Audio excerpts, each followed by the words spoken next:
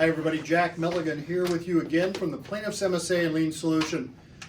I suppose that many of you watching this video have probably received the latest edition of Trial Magazine, October 2019. On the cover, from intake to settlement, and down over here on the right side, Medicare obligations. So there is an excellent article in here about don't lose sight of Medicare's interest. This is by Case and Kimberly and Lawrence Lassiter, and I believe these are Dallas attorneys with Miller Weisbrod. So really good article, and especially as it relates to Medicare conditional payments incurred prior to settlement. I do have one issue with the article, and that is it gives a good 2.5 pages of information on Medicare conditional payments prior to settlement and how to deal with those. But it essentially gives what I think is sort of short shrift to Medicare set-aside issues. Now, the authors say that Medicare set-asides are not legally required in liability cases, and of course we have been saying that for the last 6 years. But as I've also said, that completely ignores the 1980 law. Excuse me, I dropped the 1980 law. And the 1980 law came in with the Omnibus Reconciliation Act of 1980. And what that act did was it modified the Medicare language that had been inserted in 1965, and it modified it to say essentially that Medicare was not only secondary to workers' compensation, but all forms of other insurance. And to read it to you, I want to read it to you. It says, in general, payment under this subchapter may not be made except as provided in subparagraph B, which I've got here too. I'm going to read that. With respect to any item or service to the extent that payment has been made or can reasonably be expected to be made with respect to the item or service as required under paragraph 1. In the next section, payment has been made or can reasonably be expected to be made under a workers' compensation law or plan of the United States or a state, or under an automobile or liability insurance plan, including a self-insured plan, or under no-fault insurance. And then it goes on to define what a primary plan is, which means a group health plan or large group health plan, a workers' compensation plan, an automobile or liability insurance policy or plan, including self-insurance, no fault insurance is also referenced.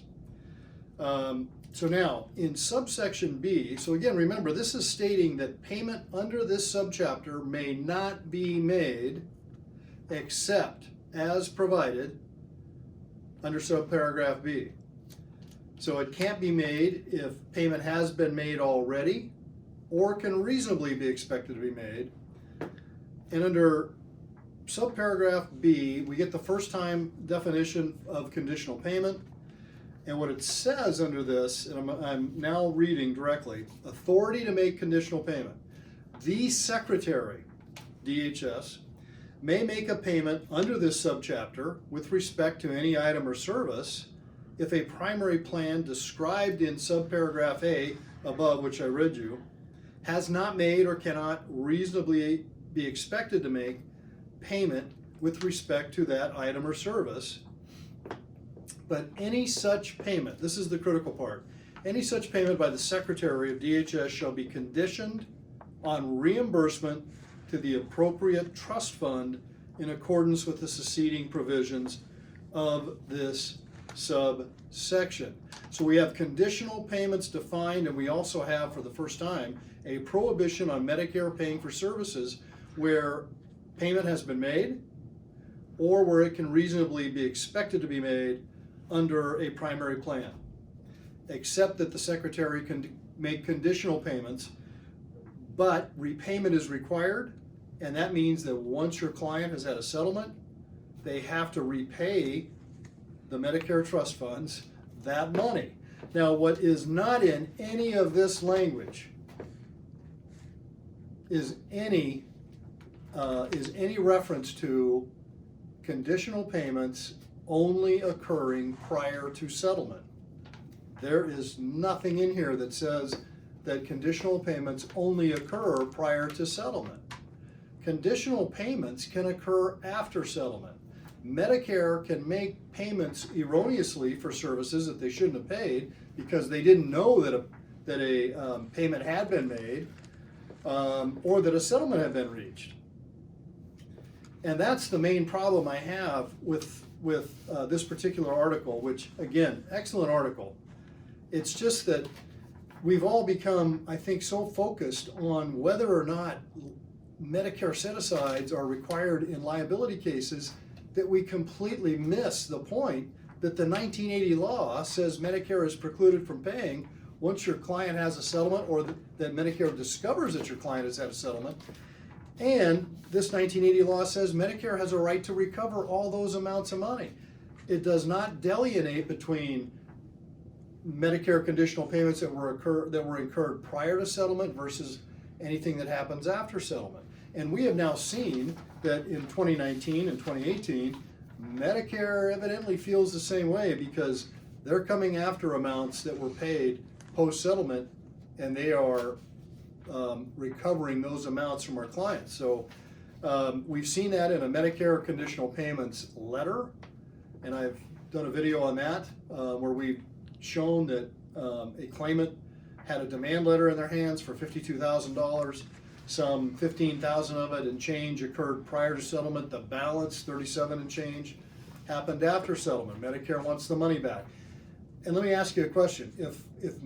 What would be Medicare's authority to demand those amounts of money that they paid post-settlement back from your client if it isn't this 1980 law?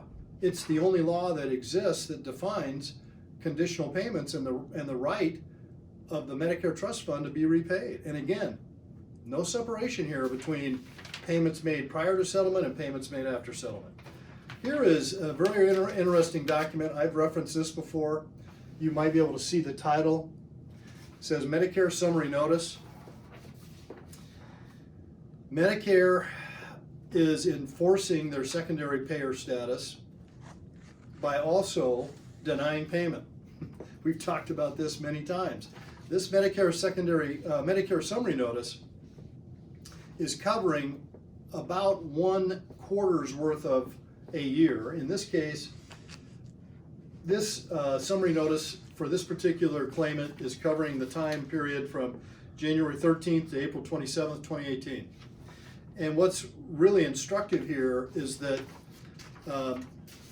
these summary notices are evidently starting to go out to Medicare beneficiaries, and what we're seeing is denial of payments, and it's listed right in the summary notice. In this particular case, this individual had a hospital outpatient clinic visit on January 2nd of 2018, and the notation is that the service was not paid for. Why was it not paid for? The note at the bottom says, your claim has been denied by Medicare because you may have funds set aside from your settlement to pay for your future medical expenses,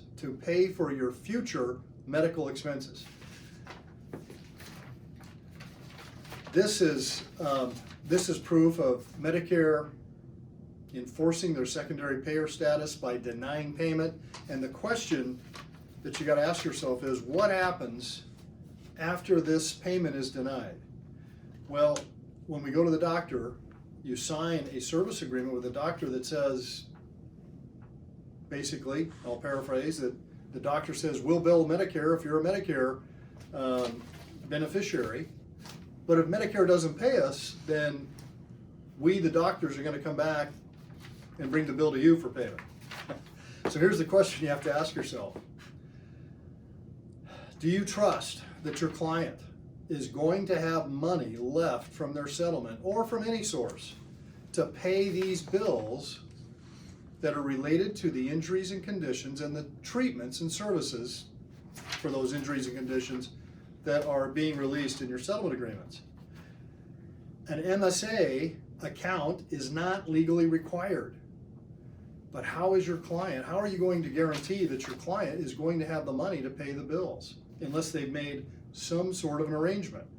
This requires a discussion and a disclosure of the law and the expectation of Medicare and what can happen so that your client is brought up to speed as to what the future holds with regard to their Medicare bills and how do they want to handle that. We know that plaintiffs and plaintiff attorneys do not like the idea of putting money aside in MSAs, and we agree with that.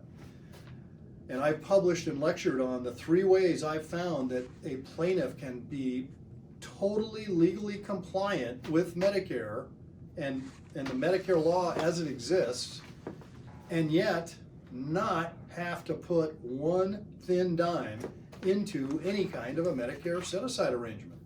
The whole point of this is we can't ignore it, you can't ignore it, because down the road, your client can be obtaining letters like this and then angry phone calls from those clients to you that say, did you know about this? Did you know Medicare could deny my payments for services? Why didn't you tell me about this? Or maybe you did tell your client, but you said, there's no legal requirement to set up an MSA or any type of an arrangement, so just ignore it, no problem. Either way, it could be a potential problem for you, the attorney, down the road. And look, it doesn't have to be that way. You can have your cake and eat it too. You can help your client avoid most of these MSA situations. In our company, we have tracked it. We are helping at least 2/3. We think over 67% of claimants that call for advice on these issues, we're helping them completely avoid putting any money in an MSA. And yet we've got them fully compliant with the law.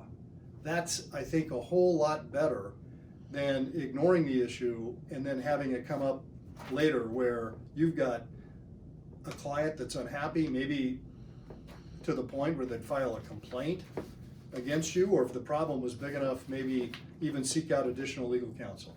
So again, great article and trial, and I applaud the authors for the excellent work they've done here on dealing with Medicare conditional payments. But I and the top Medicare lawyers in the country all agree that conditional payments can happen after settlement, and this is an area that's ripe for popping up down the road and haunting you and your client years and years later with regard to Medicare conditional payments. So if you want advice on this, we're always happy to talk. Talk is free. The consultations are free. Let us explain this in more detail and then help you get a disclosure form in front of your client so that you can discuss this with them, and then they can tell you what they want you to do about the problem. It's their choice. They have free will here. So this has been Jack Meligan for the Plaintiff's MSA and Lien Solution. We'll be back to you again soon.